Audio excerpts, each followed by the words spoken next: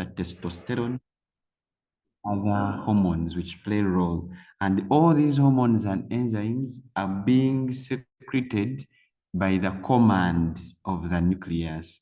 So through secretion of these hormones and enzymes, the main role of the nucleus is established, and that is to control all cell activities. So the main role of the nucleus is to control all cell activities, that is through secretion of hormones and enzymes and other related protons. So your answers were all correct. The first one from Darlington, that is to play role in cell division. The other one, it protects from Yvonne. Yes, it was to protect the cell genetic material. Also, Bavide gave us an answer. And lastly is to control all cell activities. Thank you so much. We shall continue. We have here, it controls cell activities. That's the first one. And the other one, it carries genetic material or genetic information across all generations. And that is our fourth answer.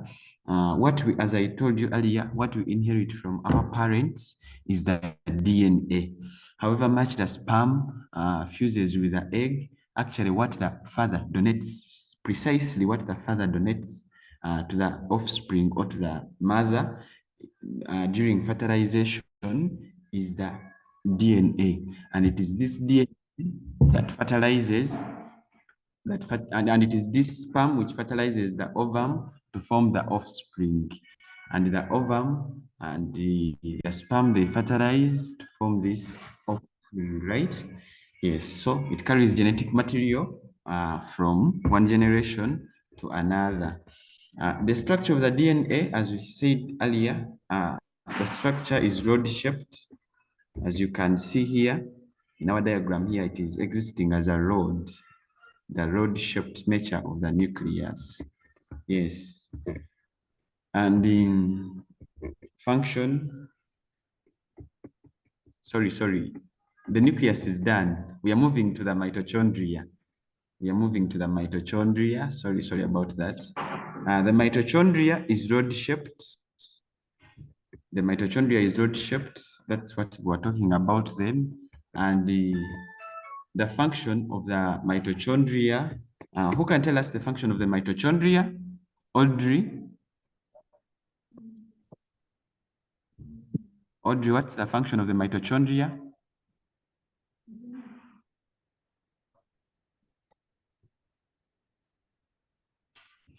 Yes, Darlington. Carries out respiration. Yes. The role of the mitochondria is to carry out respiration and produce energy in form of ATP. Therefore, the mitochondria is regarded as the powerhouse in this context. The powerhouse that is releasing energy through respiration. Yes. And there are other organelles inside the cell, but they are less considered at this level. Maybe we can just know them. They are what we call the ribosomes. The ribosomes are shown in this diagram here, these black spots. Those ones you may not need so much to know them.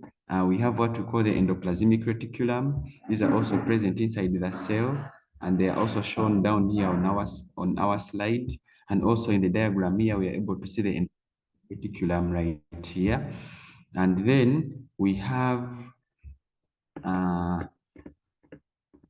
what we call the Golgi apparatus or the Golgi bodies.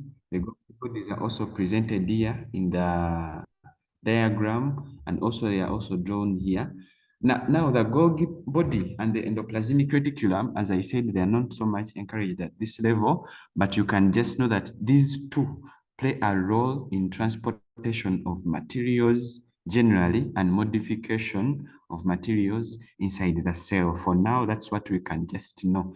For example, if there is something which is made inside the cytoplasm, and maybe it is made somewhere here in the cytoplasm and needs to be transported maybe to the cell membrane here. What plays a role in transportation from here in the cytoplasm to the cell membrane here it is going to be transported basically through the association or the working together of these two, that is the Golgi apparatus and the reticulum. These two play a role in transportation of materials across the cell, that is the cytoplasm. Now we have other organelles that we can talk about. That is the lysosomes. Lysosomes are also present inside the cell. They are also called suicide bags. They are called suicide bags. When they are zoomed inside the electron microscope, they appear as empty bags, as if they have nothing. But literally, inside them, they are enzymes. Now, you see, mm, for example, there are many advantages of crying tears. Who can tell me what are the importances of crying, like tears? What are the importances of tears? Anyone?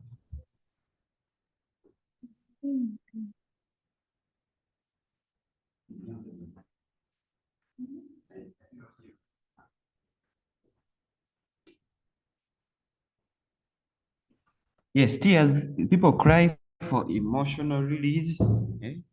And yes, Excuse me, sir. Darlington. Tears crying helps to clean the eyes because the tears are have some chemical which makes the eyes red. Oh, that's really so correct. Thank you so much, Darlington. Uh, Tears, as he has said, I'm just going to re-echo and seal this off, but thank you so much. Tears contain a chemical, but for this case, we shall not call it a chemical, but that chemical, they are actually called the lysozymes. Lysozymes with Z. And for this case, lysozymes are common with lysosomes. Both of them play a role to break down bacteria. So we cry to break down microorganisms, for example, bacteria. Lysozymes are their other importance. You see, initially, it is assumed that when we were born, we have tails. The same way you see frogs, newts, and all those amphibians, they have tails. But as they undergo metamorphosis from one stage to another, the tail disappears. Now, someone might ask you, how does the tail disappear? This tail disappear through the use of the lysosomes. These lysosomes eat up the tail. They eat up the tail and therefore making it to disappear. Another role which we can talk about is these lysosomes are also secreted when a woman has just given birth. Remember, when a woman has just given birth, there is a lot of mass inside the uterus. So these lysosomes are also secreted to eat up this mass. We've said lysosomes are present inside the cell, so they eat up this mass of cells and make and encourage repair of tissue inside the uterus. Yes. Another importance of the nucleus, I've so far given you two. And another importance of the lysosomes, they are also used in, you see, when the sperm is about to fertilize the egg, the sperm releases a special form of chemical at the tip or at the head of the sperm. You people, we have drawn the sperm before, and we saw that the sperm has the head, and it also has the tail, as what I'm trying to draw here. So at the head here, we call it the acrosome. So the acrosome here has these lysosomes, and there are these lysosomes which digest. If this is our ovum and it is going to get fertilized, it will release these enzymes here, and these enzymes will digest will digest the ovum. Yes, the wall of the ovum. So we've said some of the roles of the lysosomes. One is to to to absorb the tail in amphibians. Two is to digest or to break down the mass of cells inside the uterus. Three, it is during the fertilization, the acrosome contains a lysosome that helps to digest a path through the ovum. So we shall continue the structure. The round organelle surrounded by the membrane, and their job, it contains powerful enzymes which digest, as we've been talking of lately. So is there any questions about lysosomes? Are there any questions about lysosomes?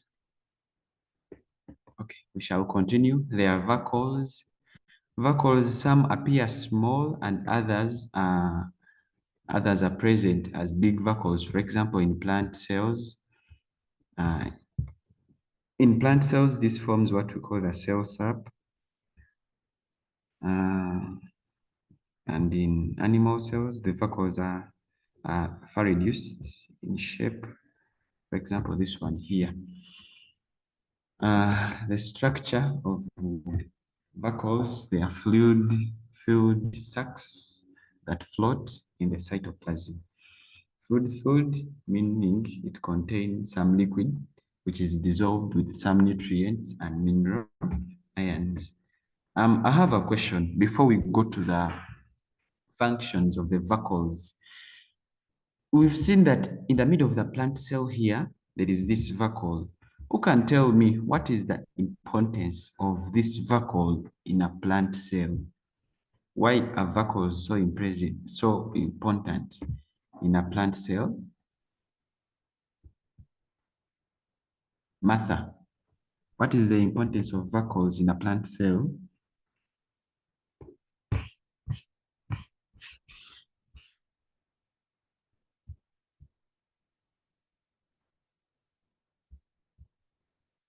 Members, it's okay to give a wrong answer. We are here to share and learn. What is the importance of vacuoles in a plant cell? Samantha, do you have anything to say?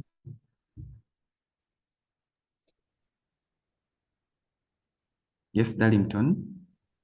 It stores water and some wastes in plants. Yes, Yeah. vacuole. Yes, It stores some waste and water in a plant. yes, that's good. Samantha, It regulates sugars, salts in the plant. it regulates. Sugars and salts in the plant. How do you think it regulates? The answer is correct, but I want us to better understand it and perfect it.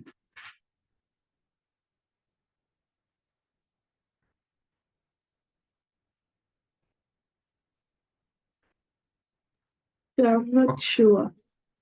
Oh, okay. Now, we all know that plant cells are photosynthetic because they contain the green pigment, chlorophyll. So they make this food in form of glucose and it is then stored as starch.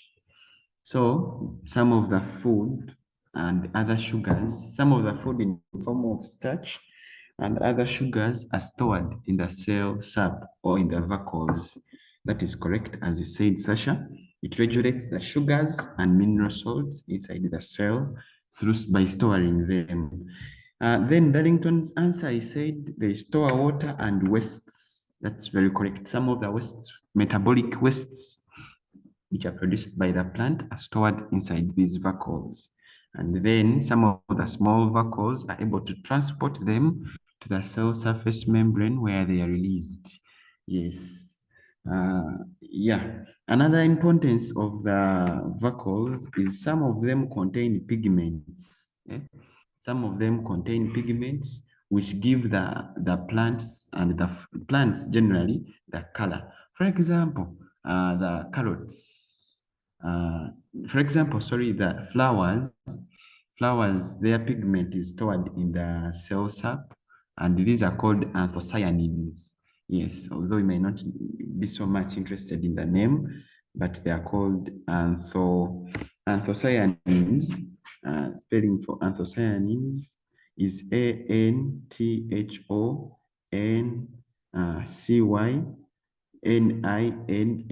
Anthocyanins, ANTHOCYNINS. NINS.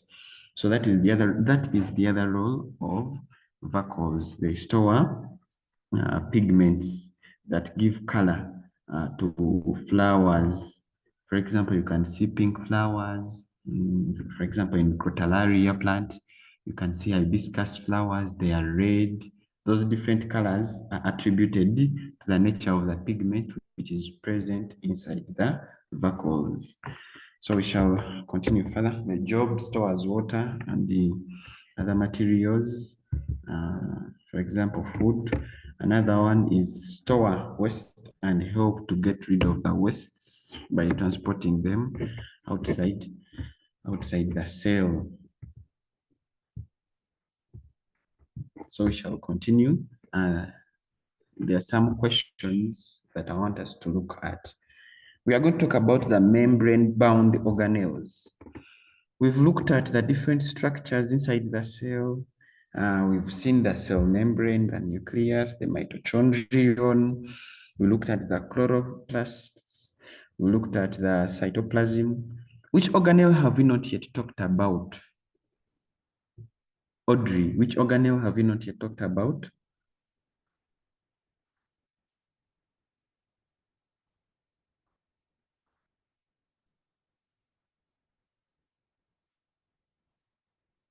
Audrey? Okay, we've not yet talked about the cell wall. The cell wall. Oh, okay. Yes, we've not yet looked about the cell wall. That's true. The cell wall is present in some organisms, although not all. In animals, the cell wall is absent, but the cell wall is present in organisms under kingdom Monera, fungi, and plantae. I want us to look at the different cell walls. Members, when we are writing essays about the plants and the animals, people who write essays, for example, in the activities of integration, and they include what the cell wall is made up of, they commonly get the answer. For example, an activity of integration that was given, and it was asked that you should give differences between the kingdoms Plantae and Animalia. If someone just says kingdom Plantae contains cell wall and then kingdom Animalia does not contain cell wall, the answer is correct, but we are looking at getting the excellent mark. If someone says kingdom Plantae contains cell wall made up of cellulose, they have an advantage of getting the excellent mark.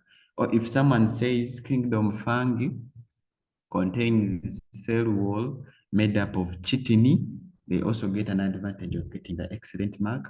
Or if someone says kingdom monera has some have a cell wall which is made up of amino acids. The name for amino acids are called the peptidoglycan.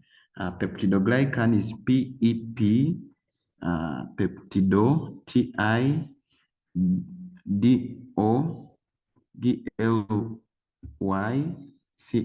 peptidoglycan, PEPTIDOCLYCAN, peptidoglycan. So whenever you mention, it's my kind request, whenever you mention the cell wall, if that organism has a cell wall, mention what the cell wall is made up of. For example, when you say in a plant cell, you can write it down actually as part of your notes right now. Plant cell, their cell wall is made up of cellulose. In fungi, their cell wall is made up of chitiny.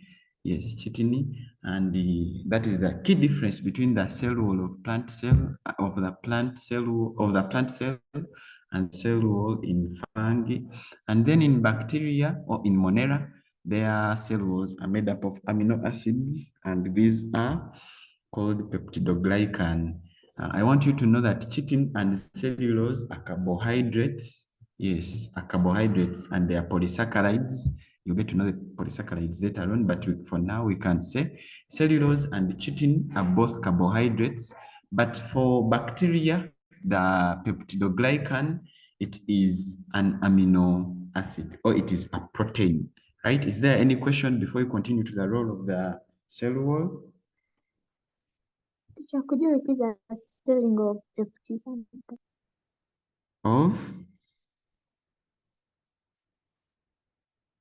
Audrey, the spelling of Peptidopin. peptidoglycan. Peptidoglycan spelling is Peptidoglycan,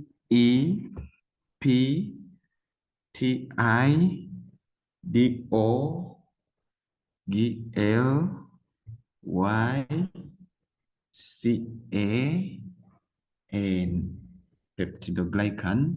But if the word is quite heavy, you can just say the cell wall of organisms under kingdom Monera are made up of amino acids. That is very okay. So whenever you use such words, an excellent mark is awarded. Yes, it is a rare fact, but if you know it, yes, you earn an advantage. Yeah. So we are going to go to the membrane-bound organelles. I'm going to ask a question. If someone has heard of the word membrane-bound organelles. Membrane-bound organelles. Lee, what have you heard about the membrane-bound organelles?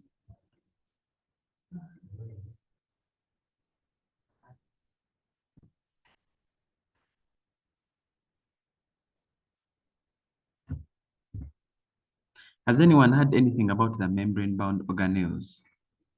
Martha, Letitia, Yvonne, Sasha, Lee, Darlington, Samantha, Audrey. Who has heard about the word membrane-bound organelles?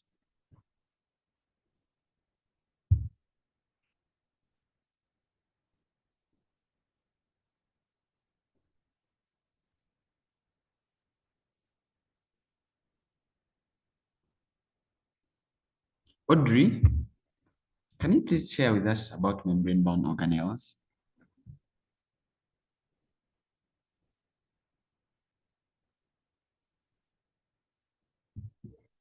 Hello? Yes, teacher. What's your view about membrane-bound organelles?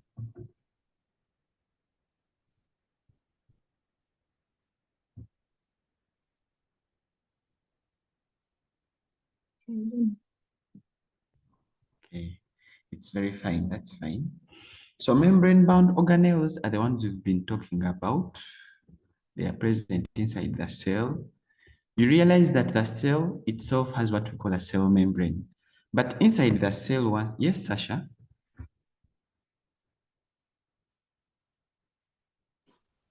Sasha, your hand Just was answer up.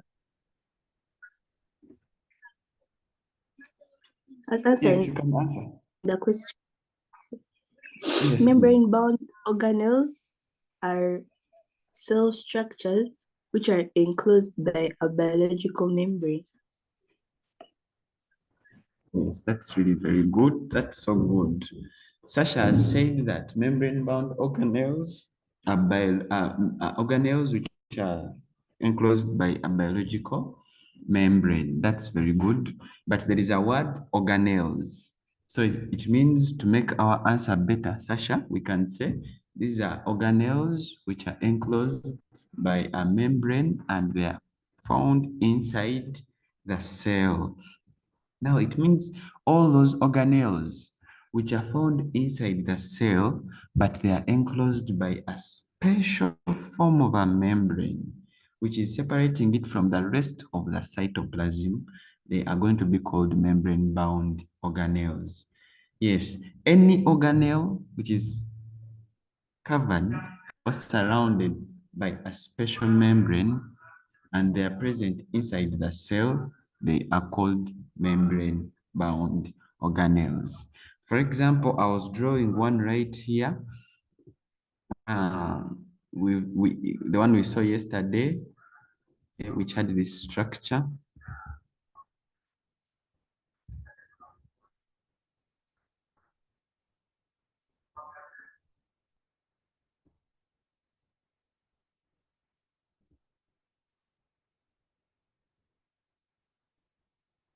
Yes, Yvonne?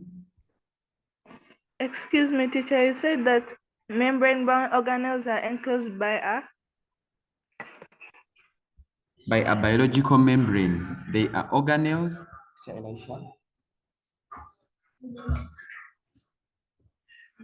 They are biological membranes enclosed by, they are organelles enclosed by a biological membrane inside the cell. They are organelles enclosed by a biological membrane inside the cell. For example, what we have here is our mitochondrion.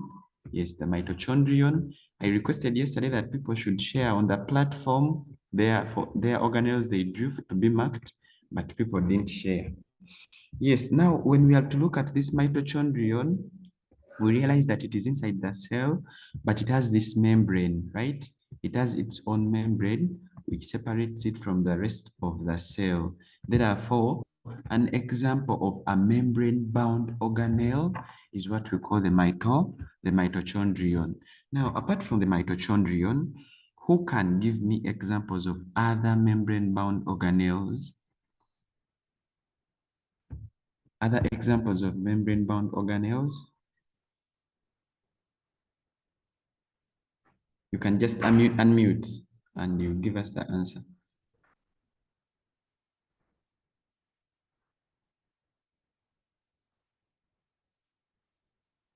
Okay, other examples of membrane-bound organelles, we have the chloroplasts in plants. We have the nucleus itself. It has a nuclear membrane. They are all membrane-bound organelles. And we also looked at the endoplasmic reticulum, the Golgi apparatus or the Golgi bodies. They are all membrane-bound organelles.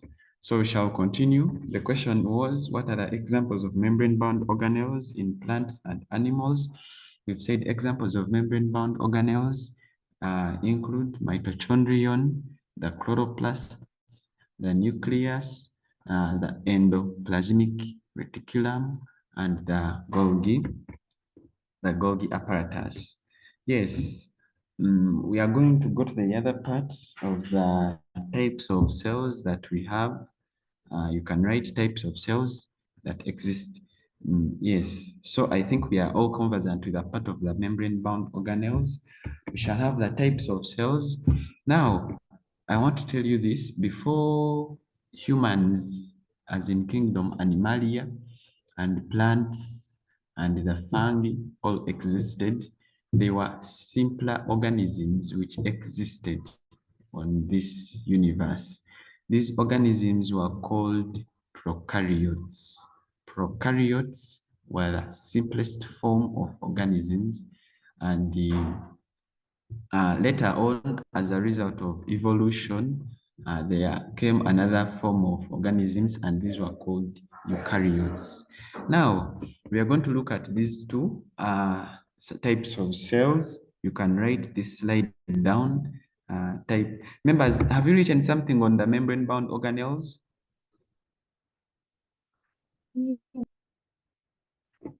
Members, tell us, what have you written about membrane-bound organelles? You can read for us. Membrane-bound organelles are organelles that are enclosed by a biological membrane inside the cell, e.g. mitochondrion. Other examples of membrane-bound organelles, chloroplast and nucleus. Okay, that's good. That's good. Yes, I hope everyone has written something about the membrane-bound organelles. So we shall continue to the prokaryotes and the eukaryotes. We've said that the earliest form of organisms that existed on this universe. The definition of membrane-bound organelles very well. Membrane-bound organelles are organelles. Are we there? Yes. Are organelles that are surrounded by a biological membrane and are found inside the cell. And are found inside the cell.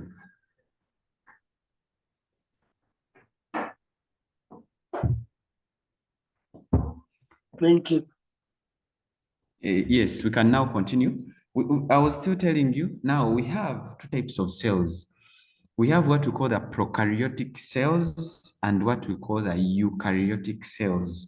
The spelling for prokaryotic cells is right here, and the spelling for the eukaryotic cells is right here. Now, the key differences between these two cells, however much they look similar, is in the nature of their cells.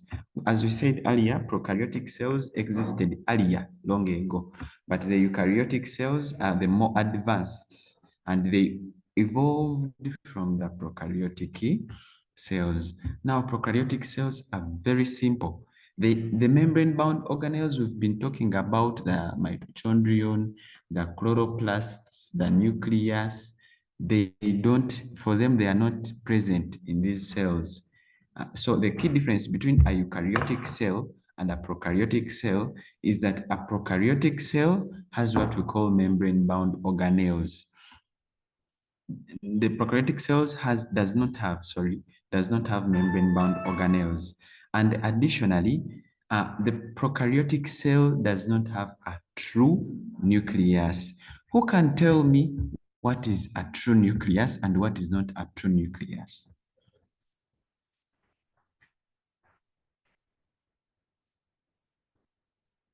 Yes, who can tell me what do you consider to be a true nucleus and what is not a true nucleus? The people have not heard from Martha, tell us what is a true nucleus and what is not a true nucleus.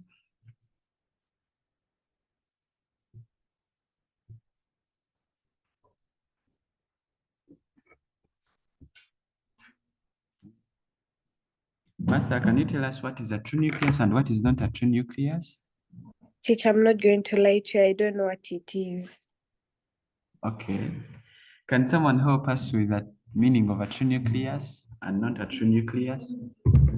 Anyone to offer a hand, just unmute and give us the answer.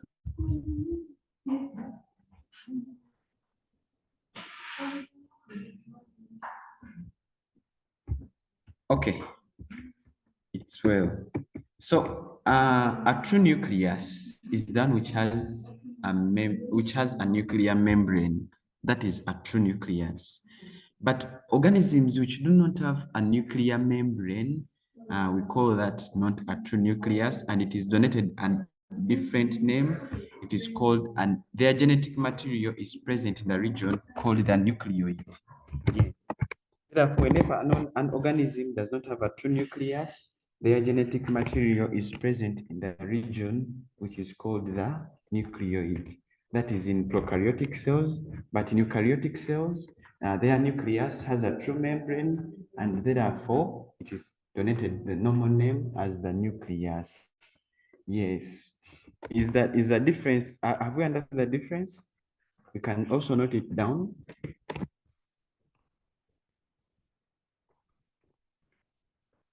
Members, have got the difference. The prokaryotic cells do not have a true nucleus because they lack a nuclear membrane, and their genetic material is present in the region called the nucleoid. But for the eukaryotic cells, their genetic material is present in the nucleus, and it is enclosed by a nuclear membrane. Have we understood the key differences? They are also present on the slide. Babirie, have you got it?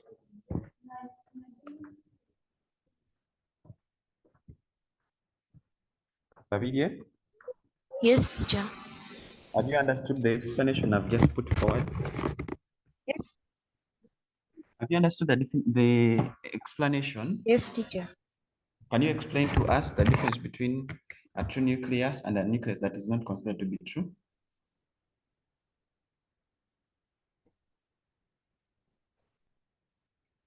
What have you?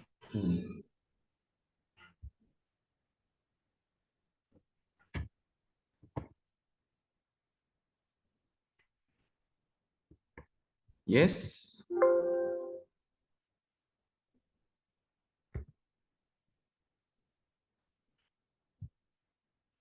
Okay, can someone explain to us what I've just explained? A true nucleus and the nucleus that is considered not to be true? Yes, Samantha. A true nucleus has a nuclear membrane, while a nucleus that isn't true that a true nucleus has a nuclear membrane, and a nucleus that lacks a nuclear membrane isn't a true nucleus. Yes, that's very correct. And therefore, their genetic material is present in the region that is called the nucleoid, right? You have to maybe include that for a true nucleus, they have a nuclear membrane, but for but for but for for prokaryotes, their genetic material is present in the region which is called the nucleoid.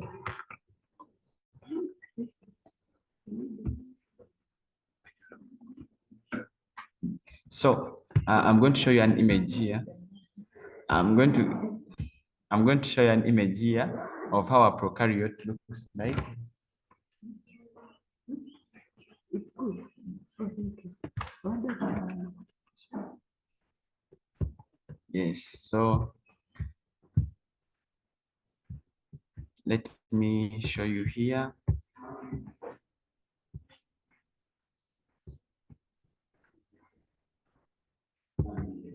So a true nucleus in a prokaryote, for example, the image here that I have is right there. All these show how the nucleus of a prokaryote would look like. They are all showing how the nucleus of a prokaryote would look like here, right? For example, in a normal cell of a eukaryote, would expect this to be the genetic material and it is enclosed within the nucleus. But here in a prokaryote, we see that the nucleus is just distributed inside the cytoplasm. For example, this one right here. Are you all able to see this? Darlington, are you seeing? Yes. Yes, for example, here, this is an example of a prokaryote. The prokaryote, the nucleus is just distributed there. And the region where it is distributed now, it is no longer called the nucleus, but we call it the nucleoid. It is called the nucleoid. The spelling for the nucleoid, these are the words we can write in our essay and we earn an excellent mark. For example, the spelling of a nucleoid is Nucleoid.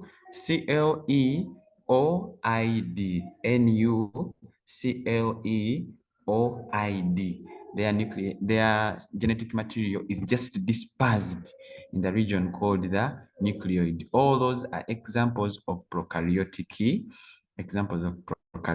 cells.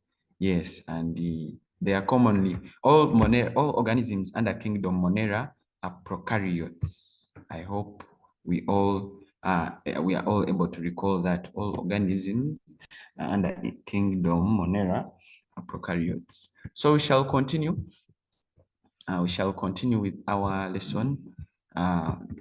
We get the slides.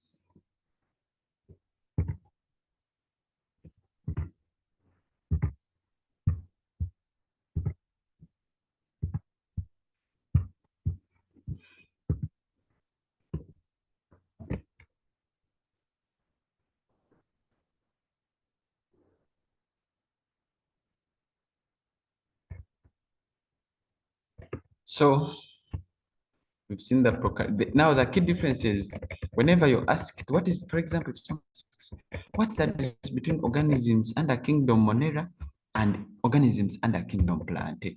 Whenever that question comes, it is looking for the two key differences: the presence or absence of membrane-bound organelles, or the presence or absence of a true nucleus. Whenever that question comes, the key differences between kingdom Monera and they are comparing it with any other kingdom, be it Protoctista, be it fungi, Plantae, or Animalia. And they are saying what is the key difference between the organisms under that kingdom and other organisms. They are always looking for those key differences. That is the presence of membrane-bound organelles and the presence or absence of the true nucleus. Yes,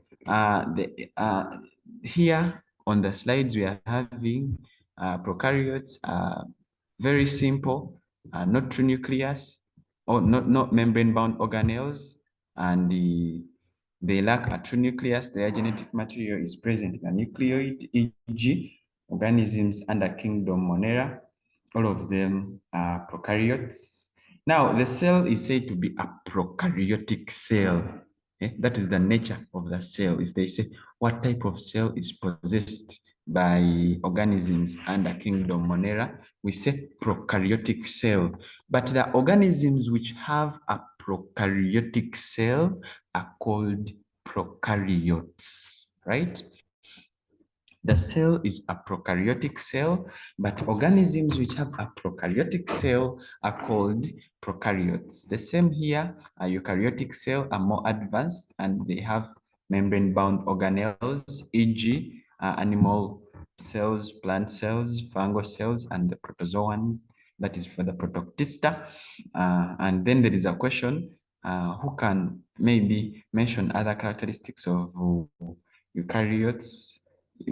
So in your revision, you can write characteristics of eukaryotic cells.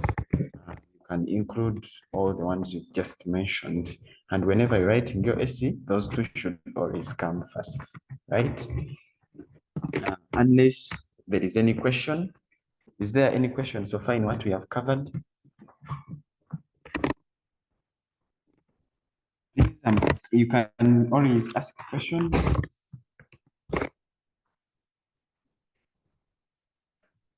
Can I ask you a question? Yes. What are eukaryotes?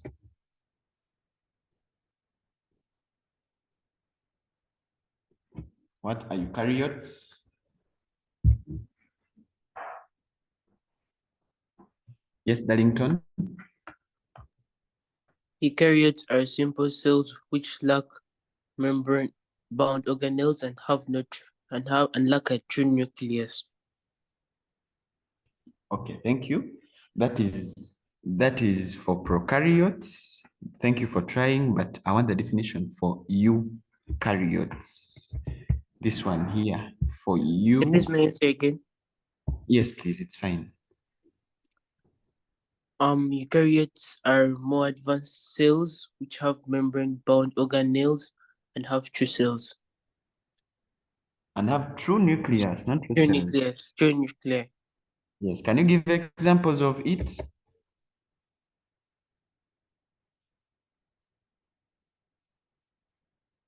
Darlington, can you give examples of eukaryotic cells? Cells in fungi. Yes, you can say fungal cells. Martha, do you have an example?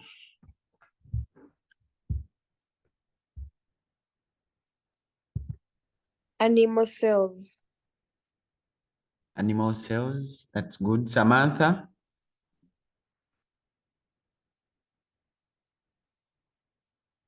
Samantha, are you there?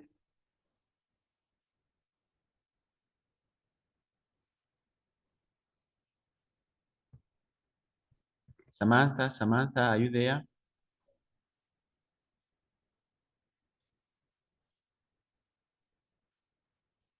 Okay. Animal cells, we have the plant cells and the cells of organisms under kingdom Protoctista. Before we go further, I've seen some messages here.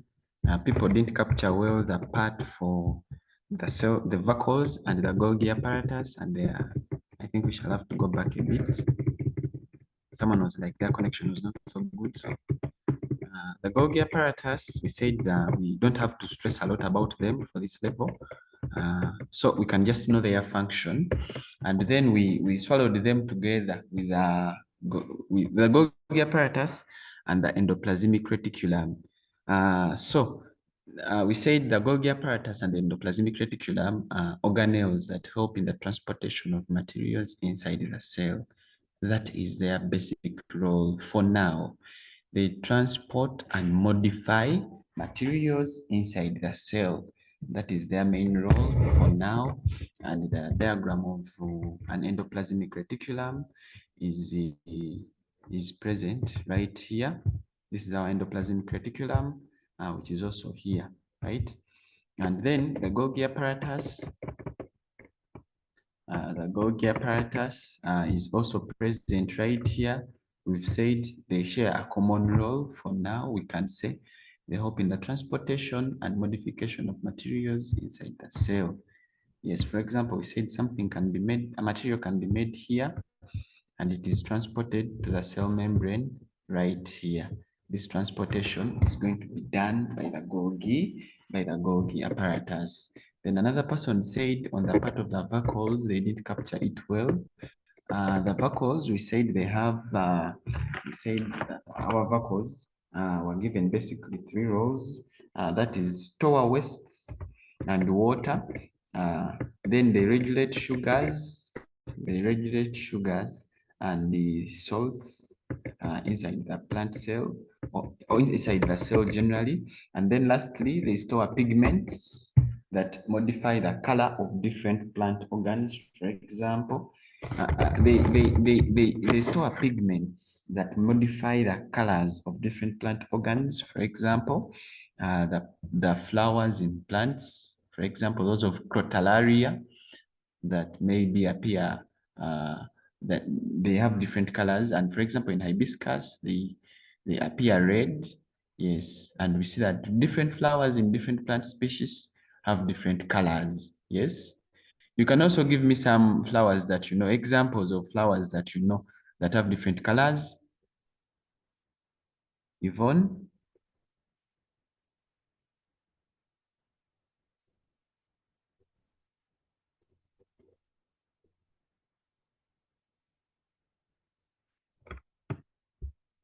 Okay, it's well. So different colors are attributed to by the vacuoles, the pigment they have. Yes, so we shall have the levels of organization or organization of living things. I want you to know that we have basically 5 levels of organization, and organisms are classified, can be classified according to their different levels of organization. Some organisms exist as cells, as unicellular cells. Some organisms take up the tissue level of organization. They exist as tissues. Some cells exist as organs. Other cells exist as organisms, right? Yes, so we start always from the simplest to the complex. The simplest form of organization is the cellular level of organization, and those are the cells. Then we go to the tissues. From the tissues, we go to organs. I want us to do it's an order that we should always never forget. The first one and the simplest are the cells. From the cells, we go to the tissues. From the tissues, we go to the organ. From the organ, we go to organ systems. From the organ systems, we get the overall organism. Yes, so to start with the cells, as we said, is the basic and functional unit of life. Some organisms exist as cells. Who can tell me examples of organisms? Actually, I think everyone should give me an answer on this. I've not heard from Lee. Lee, kindly tell us what is an example of an organism that exists as a cell?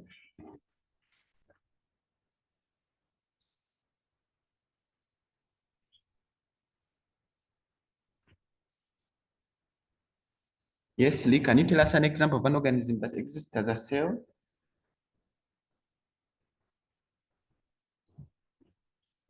Lee? Yes, yes. Are you Lee? You're called Lee? Yeah. Yes. What's your other name? Oh, like my surname. No, both of your name. Okay, your name, your English name. Okay, yeah, that's my English name. Lee. Yeah. Oh, okay. So Lee, can you give us examples of organisms that exist as cells at the level? Um, Can you give us 3?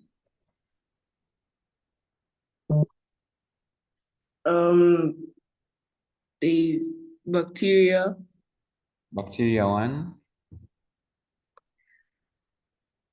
um, amoeba, protozoa, good.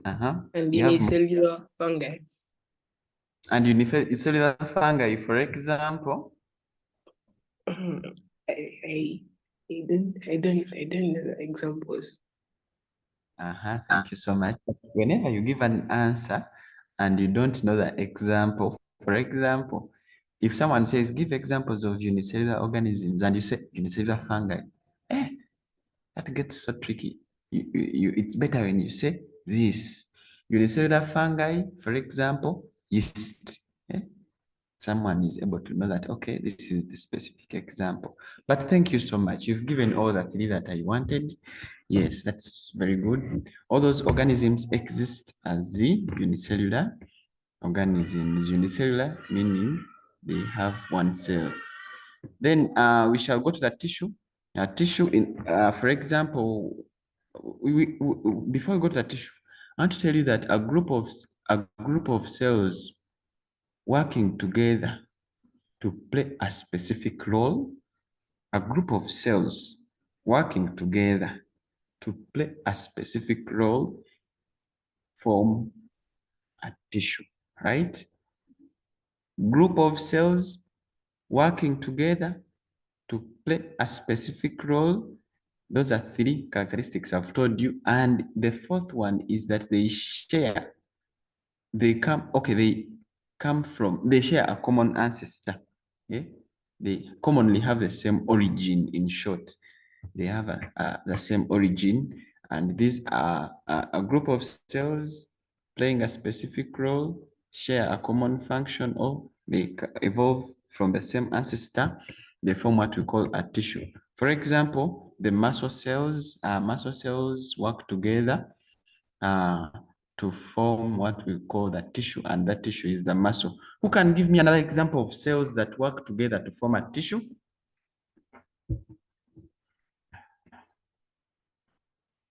Sasha?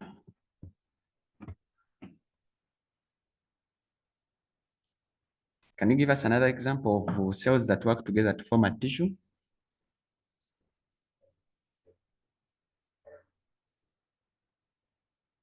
Mitochondria.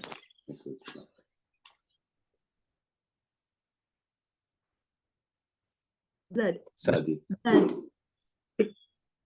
Yes? Blood. What's wrong with blood?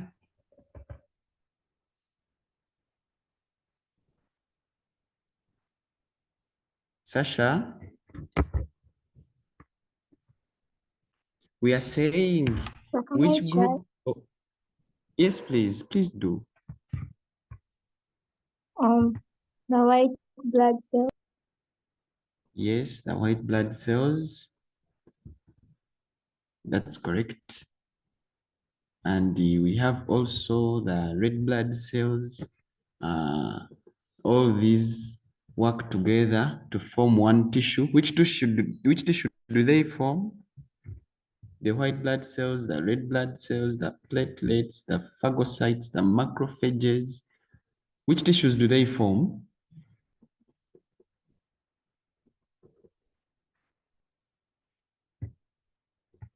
Samantha, which tissues do they form?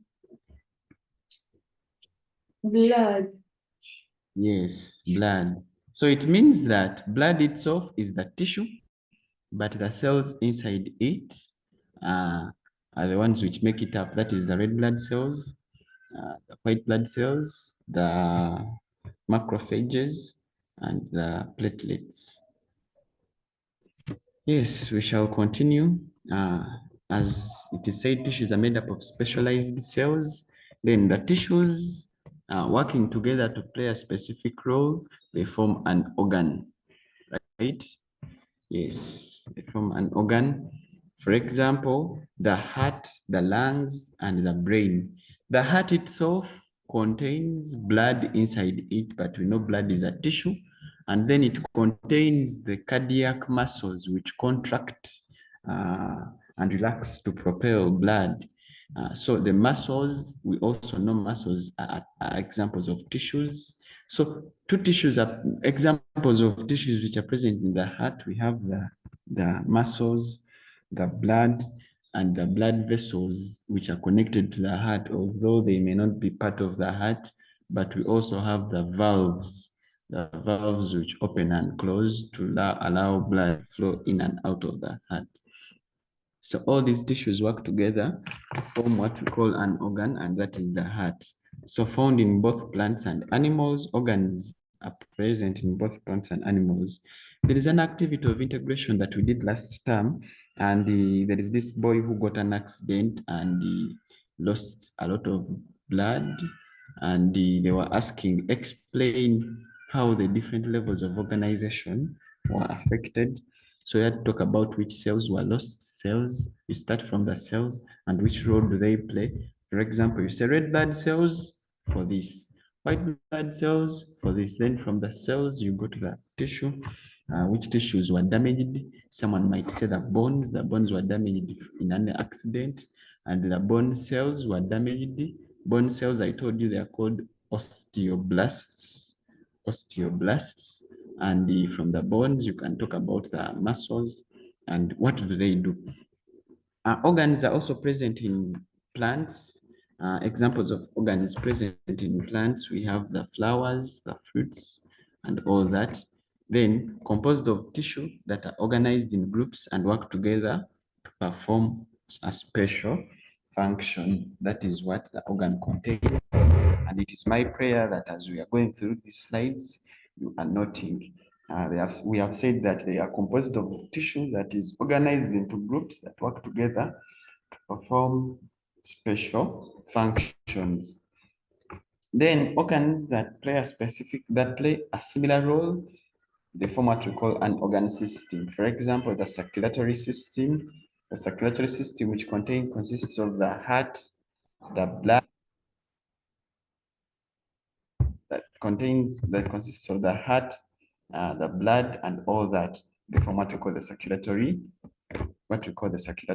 system.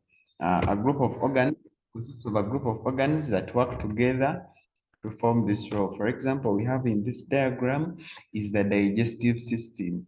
The digestive system consists of a number of organs. To start from up here, we have the esophagus. From the esophagus, we have the stomach. From the stomach, we have the duodenum. From the duodenum, we have the small intestines, the ileum. Then we have the colon and all that, which all work together. All these work together to form what we call the digestive system, right? Yes. And then we have the skeletal system.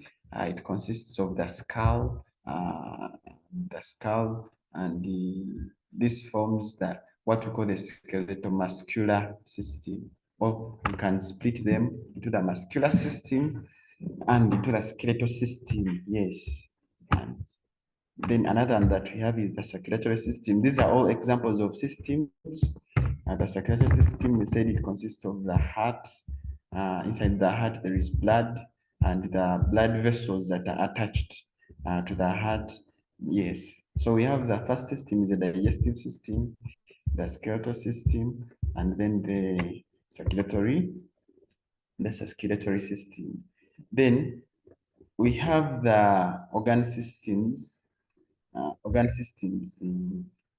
that we've been talking about. Their examples, we have the circulatory system, the digestive system, the nervous system, the respiratory system, the skin. The skin forms part of what we call the excretory system, this one here. So we may not say that we may not give the skin its specific system, but we may include the skin as part of this system right here. So we have the first one is the circulatory system, digestive system, the nervous system, the respiratory system, the skeletal system, the muscular system, or it can be, this can also be combined, but for now it is fine. We can split them. You can either combine them or you leave them. And then we have the reproductive system. The reproductive system can also be combined with another system. Our reproductive system can be combined with and it is given a new name, which is called the urinogenital system. Yes, these two, because they work together, we all urinate using our reproductive systems, so it can be called the urinogenital system. Then we have the endocrine system, which is responsible for secretion of hormones and all that. Have we all noted these systems? Is there any question about this? Audrey? So could you repeat the definition of endocrine? Repeat that. Like the explanation of endocrine system. Yes, the endocrine system is the one which is responsible of secreting hormones. These hormones are the ones which control all our physiological processes, right? Endocrine, that is their role. They secrete hormones that control physiological processes. These, yeah, I think I've been captured well. Yes, Darlington, your hand was up. I thought I had excrete hormones. Yes? I thought you had said excrete hormones. Secrete, not Okay. excrete. The endocrine system secrete hormones. Yes. So you should be able to understand what each of these systems does, right? What each of these systems does. So to make this learning more interesting, I want each one of you, I'm not going to choose anyone. Apart from the tennis that I've mentioned, what it does, the endocrine system, I want each one of you to choose any of these systems and tell us what it does. Kindly, to make learning more interesting, let us make it interactive. So kindly choose any system and tell us what it does. Yes, Darlington, your hand is up. Circulatory system deals with the flow of blood in the body. For blood Yes. circulation. Yes, we can write it in our where we are noting. Circulatory system controls the flow of materials and blood inside the body. Yes, Aine Mbabazi. Excretory system deals with the release of the harmful substances in the body. Yes, can you give us an example of excretory organs kindly and what it releases? Skin, it is an excretory organ for sweat. Sweat that contains mineral salts and excess water. Yes, Audrey. The digestive system helps in the digestion of food in the body. Okay, that's very good. Can I hear from other people? Let me see. Samantha.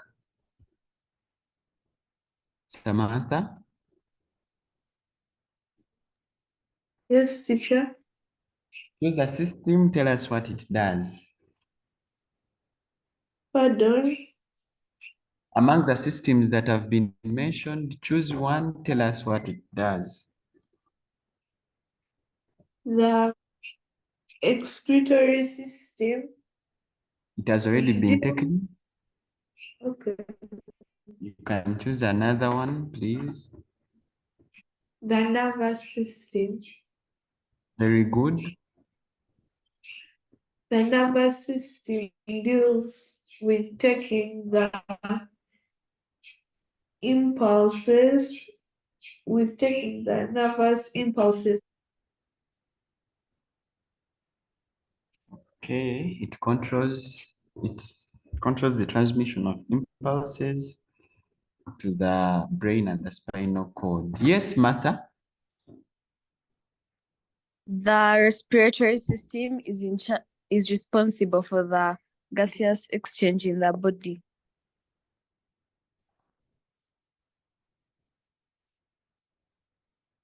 Okay, yes, okay, yes, yes. Responsible for gaseous exchange in the body. Darlington, your hand was up.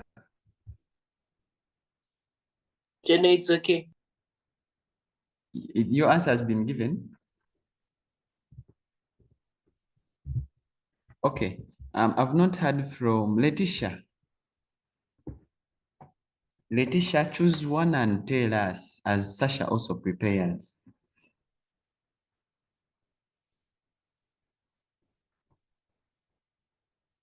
Letitia.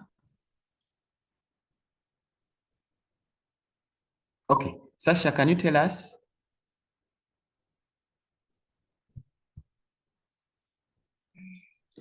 Reproductive system. Reproductive system. Good. It deals with reproduction of offsprings. Okay, that's good. Reproduction and giving of offsprings. Okay. So we have organisms, examples of organisms. But organisms contain systems that work together to keep the organism alive. Butterfly, birds, insects, and humans are examples of organisms. So we are just going to do, you write this question down and you'll do it for your own revision. Classify the following as tissue, organ, or organ systems. Here we have the brain, spinal cord, and nerves. Kindly let us leave out the heart. We have already done it. So just do this one for the brain and a group of muscle cells. When you're done copying, you tell me there are more other questions. The first one classified as tissue, organ, or organ system.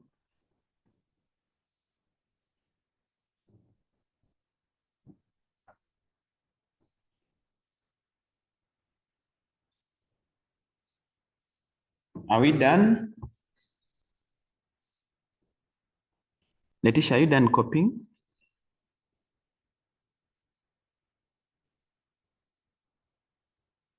Letitia? Almost. Oh, Yes, teacher. are you done?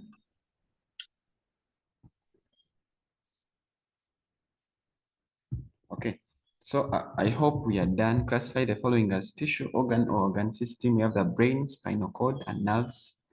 Then group of muscle cells. Then our other question is, the question is, can a single-celled organism contain a tissue? Explain. Write it also down and you explain. Can a single-celled organism contain tissue?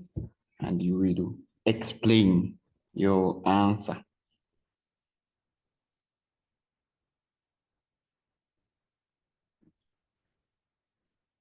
Are we done?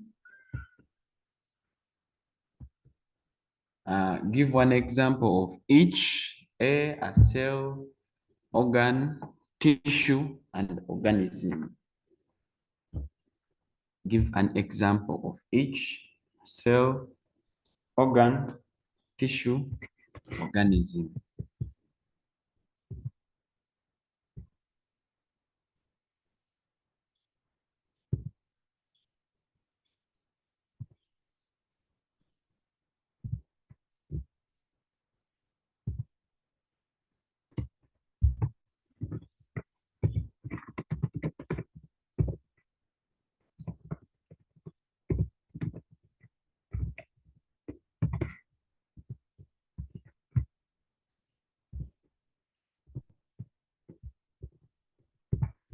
Yes, so that marks the end of our lesson for today. Yes, that marks the end of our lesson for today.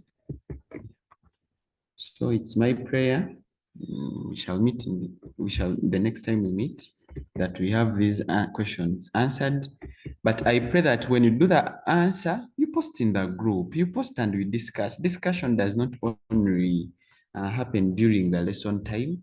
We can still discuss as we are online on WhatsApp and we do other things. I think that is very okay. And for this question, this one here, do it now and post it in the group. This question here, I want you to do it. It may not be right now, but kindly post it in the group. Yes, so may you please get time. When you get time, kindly do it and post it in the group, and I'll take time to go through it and I'll give you the answers. Okay, may the Lord bless you, and I pray that you stay blessed and your families. Please have a nice morning. You too. Thank you, Thank you, teacher. teacher. Thank you, teacher. Bye.